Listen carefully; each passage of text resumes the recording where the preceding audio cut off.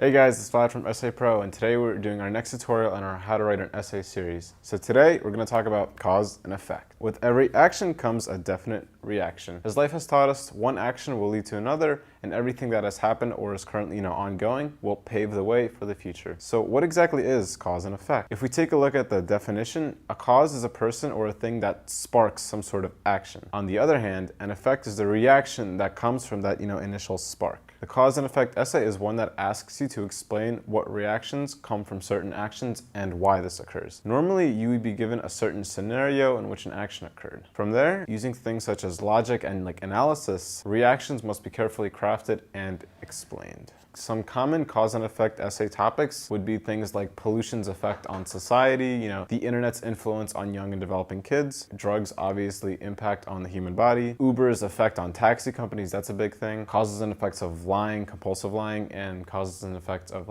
natural disasters. So now we should talk about the outline. The cause and effect essay structure is commonly formulated in the 5-paragraph style, but it allows for variation. Depending on the topic of analysis and the depth of the content, cause and effect essays will, vary in length. However, the general format will still stay the same. Just like all essays have an introduction, a body, and a conclusion, cause and effect essay is no exception. So let's talk about our introduction. The main purpose of the introduction is to inform the reader of the topic of conversation, giving, necessary background if needed. The highlight of the introduction is to provide a relevant thesis statement, explaining the cause and its effect. So the first part of our intro is obviously the hook, the sentence that grabs the reader's attention. Since we are doing cause and effect, this could be some kind of foreshadowing or some kind of rhetorical question. Just make sure the reader isn't turned off after reading this initial sentence. Then we have the background information. In this case, background information is actually super important. Not only does it give more insight towards the cause, but sometimes can even help explain some of the effects without even knowing. This is especially true if we are talking about historical topics such as World War II or some kind of a natural disaster. Another key point is to make sure that this information follows a linear path and that it's applicable towards the main point,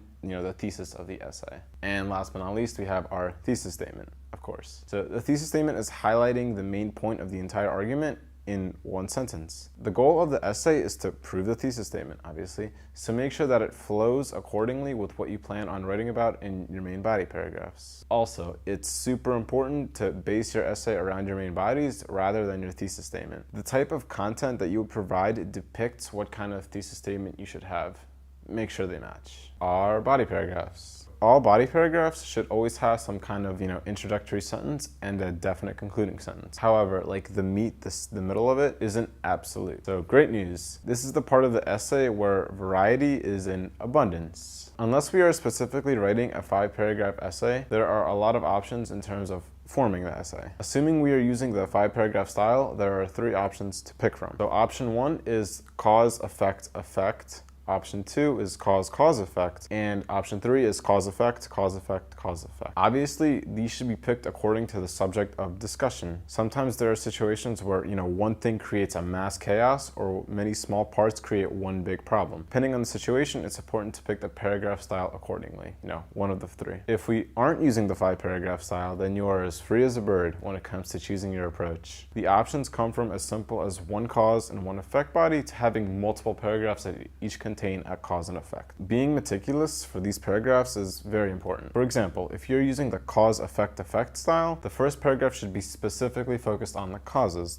Makes sense. It's also incredibly important to make sure that there is an evident correlation. This is super important between the initial cause and the dual effects, so that there is a link in between them. Once again, depending on the content you have to provide, the essay should be organized to suit your information efficiently and neatly. Pro tip from EssayPro: create a cause and effect graphic organizer. It's not extra work, and not only does it make the process smoother, but getting that visual allows for the creation of even more ideas and more analysis. So that little bit of extra effort is definitely worth it. And last but not least, we have our concluding paragraph. So just like the introductory paragraph, this paragraph has 3 parts that practically follow the reverse order of the intro. The highlight of the conclusion is to create an impact upon the reader before fully concluding, emphasizing the strength of your argument. So the first thing we have to do is we have to restate our thesis, as per usual. Then now would be a good time to check if your thesis statement was actually proven by your body paragraphs. After confirming the following, the paraphrase sentence should assertively state that the thesis has been proved. Then we need to summarize our main argument. So you should use this section to simplify your argument into a couple concise sentences. Explain the general outline of the cause and effect from 1 to like 3 sentences. The strength of these sentences is incredibly important. The manner in which the main argument is summarized shows the reader the proficiency of the content. So make sure you take your time with these 3 sentences and write them in a very neat and particular order. Also, make sure these summaries come back to the core thesis statement, because remember, that's what we're really focusing on. And last but not least, we have our overall concluding statement. So just like your hook gave a thrilling intro to your essay, you must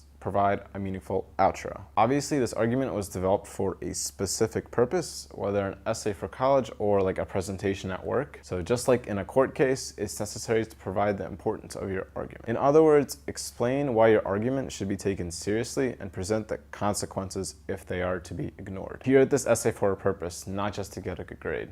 At least I hope so. Anyway, guys, that's the general way of how to write a cause and effect essay. If you guys did enjoy this video, please be sure to like, share, subscribe, comment. If you guys didn't like some parts, please leave it in the comments. We're trying to improve our channel constantly. Anyway, guys, thanks. I'm out. See ya.